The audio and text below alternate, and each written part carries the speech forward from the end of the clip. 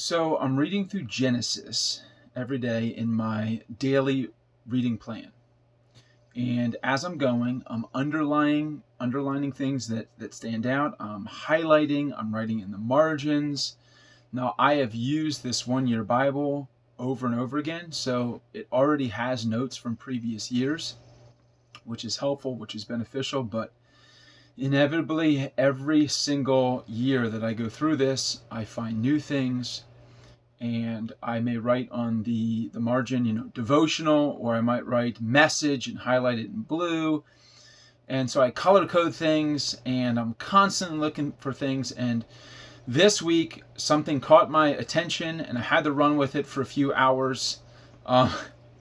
Usually it's not that long, but since I figured I'd do a devotional on it, I said, well, I'll go an extra hour or two and do some research. So I'm in Genesis chapter 20, starting in verse 2. Abraham is 100 years old and Sarah is 90. And they encounter this king who's a Philistine king. He's kind of on the western coast of Israel, Abimelech.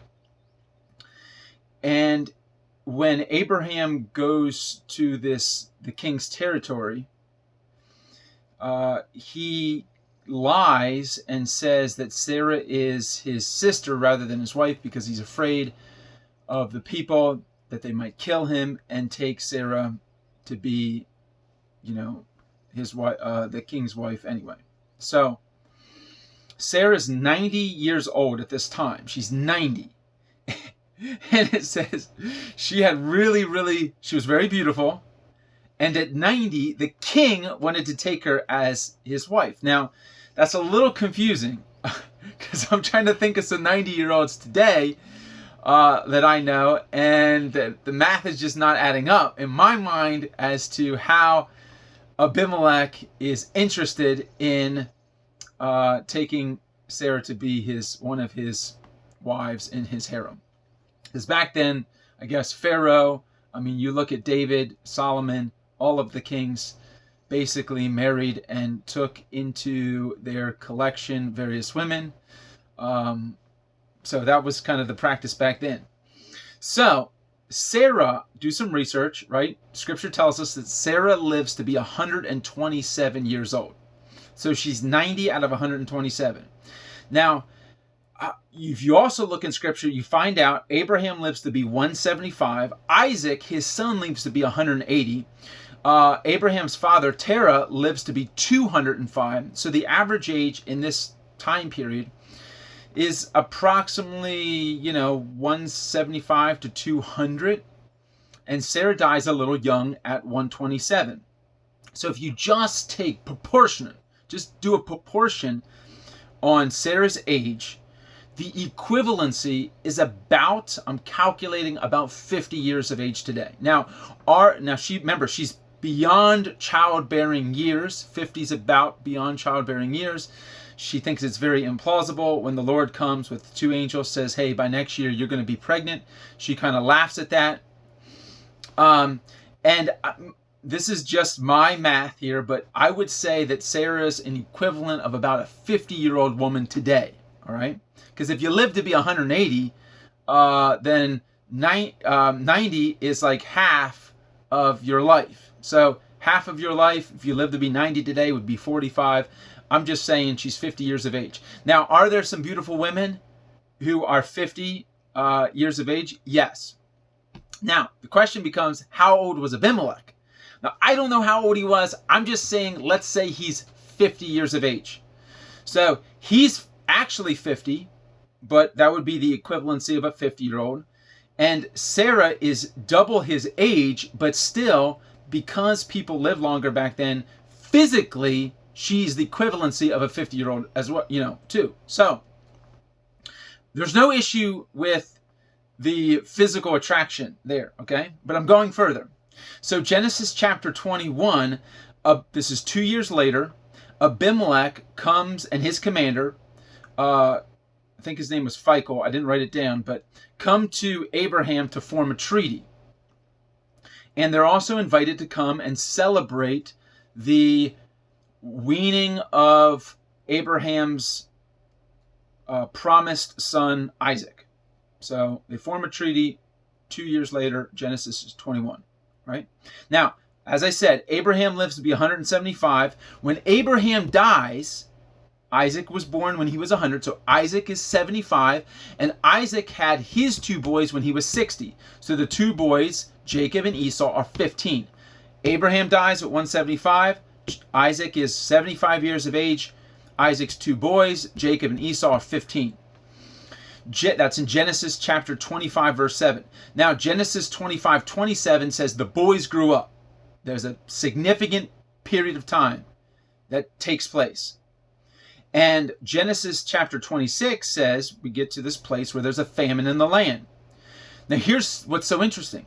Isaac leaves Israel, travels west, and encounters Abimelech.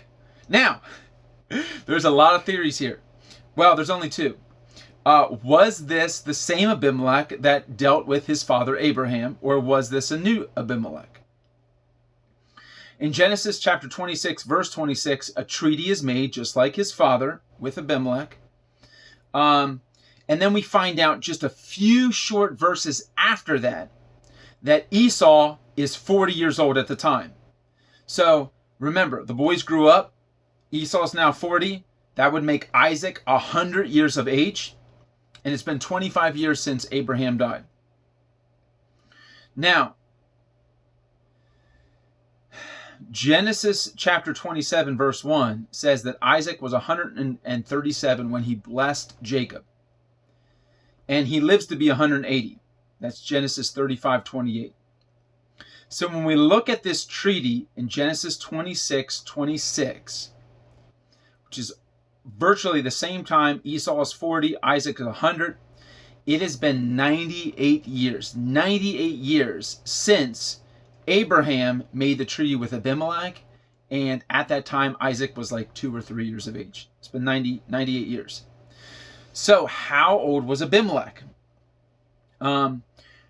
We don't know how old he was at the signing of the treaty with Abraham. I'm just saying 50 years of age. Okay. So if he's 50, when he signs the treaty with Abraham's son, Isaac, 98 years later, that means he's 148. Now, I did some research on this, okay? The book of Jasher, which is kind of Jewish tradition, has Abimelech dying at 193, which would make sense because the people of this time were living about that, 200 or to 100, 200 or a little bit less.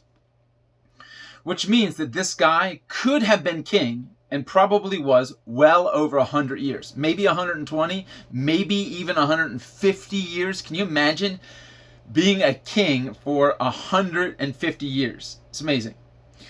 Some say it was his son, and here's why.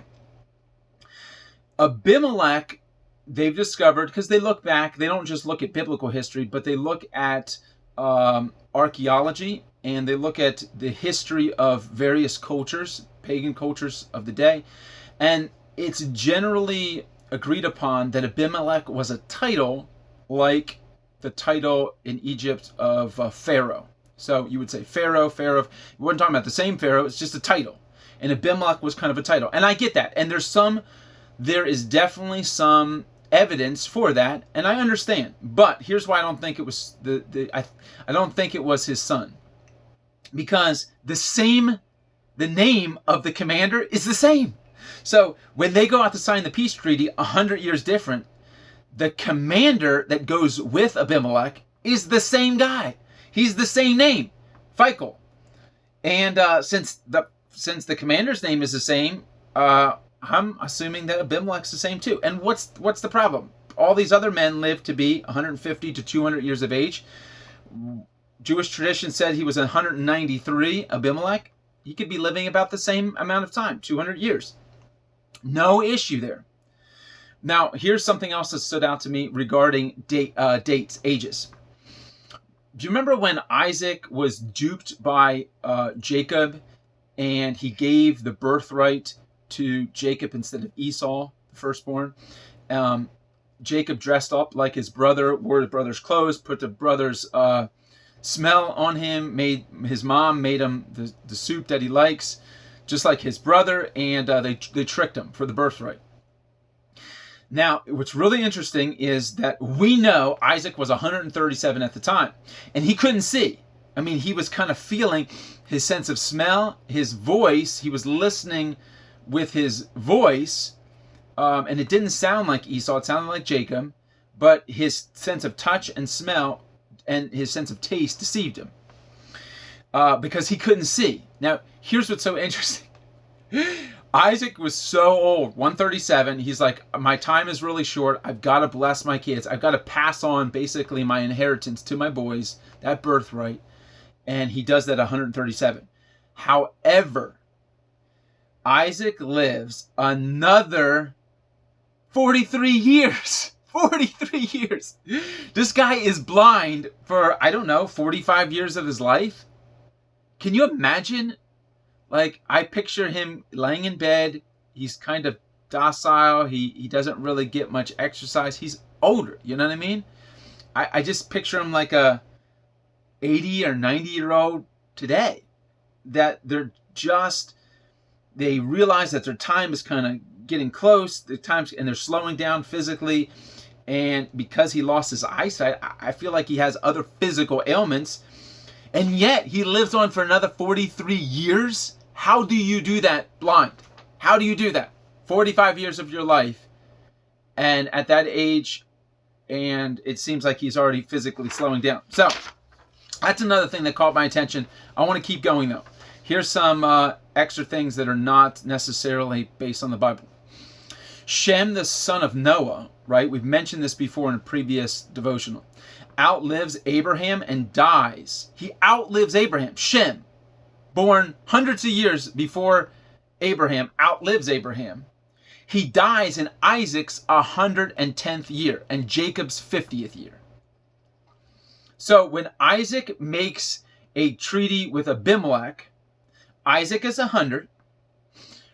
I am just throwing this out there. I don't know, but remember we said Abimelech was 50, so 100 years later, he's 150. So Isaac is 100, Abimelech is 150. Shem is 590 years old. 590. And Shem's great grandson, Eber, is 435 years of age. So there are some individuals who are still alive at the time of Abraham, Isaac, Jacob, that are hundreds and hundreds of years old. And Jewish tradition has, when Abraham finally had Isaac, the promised son, right?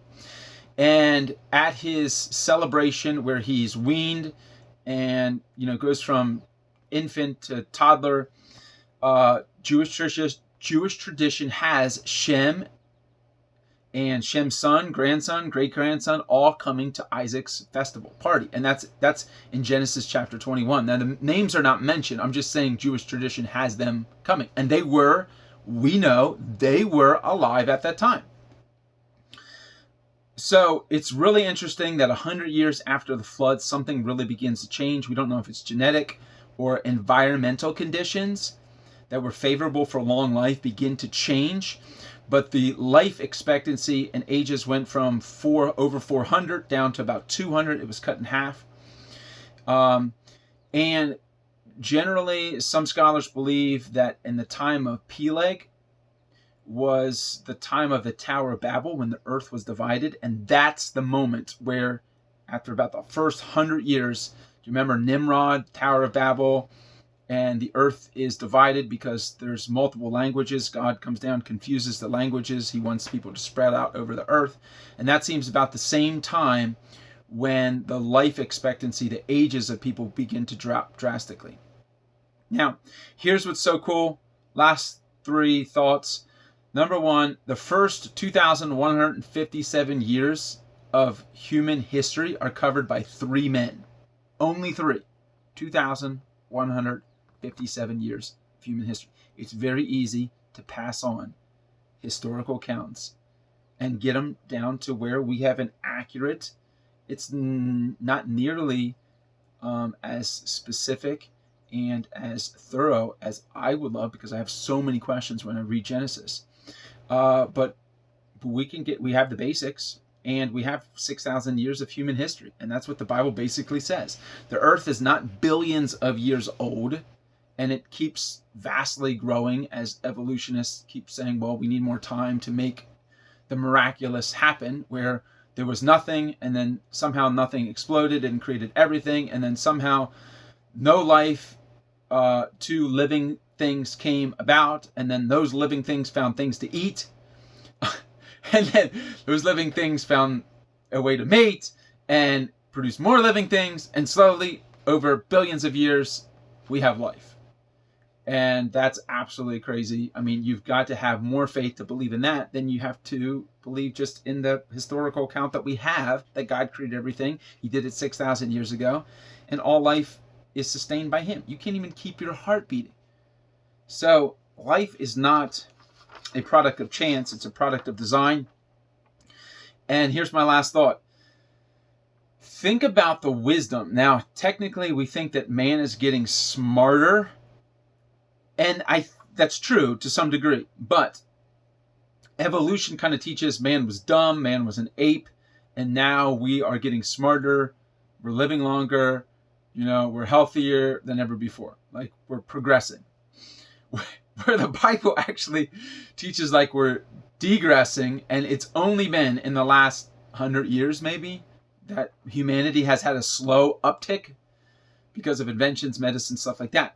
But can you imagine how much wisdom you would have if you were living for 500 to 900 years of age? I mean, when Noah builds the ark and he's like 600 years old, he's probably pretty smart. In fact, the Bible even gives us indications that way back then, I mean, you have hundreds of years. That's a lot of time to make mistakes and learn from your mistakes. And I don't know if you've ever watched those shows. I'm always fascinated. Like the pyramids, or there's some creations of there's some buildings, not Stonehenge, but there's other things where there's huge rocks. Like, we don't even have the equipment today to move these rocks and to get them in place as precisely as they were positioned. With astronomy and various sciences back then, scientists are amazed at how could they even think it was aliens? Like, aliens came down to Earth and did this, because there's no way that man could have been that smart to do otherwise. But if you look at it from the Bible, it's pretty simple.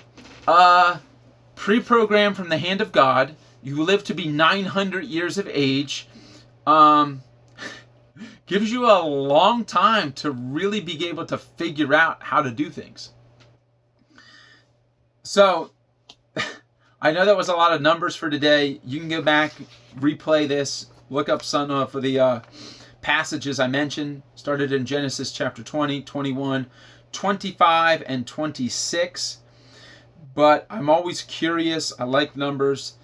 And as I've been working through these chapters, this is one of the things that caught my attention. So I wanted to pass that on to you, and with the hopes that you would find that to be rather exciting as well. All right. God bless. See you next time.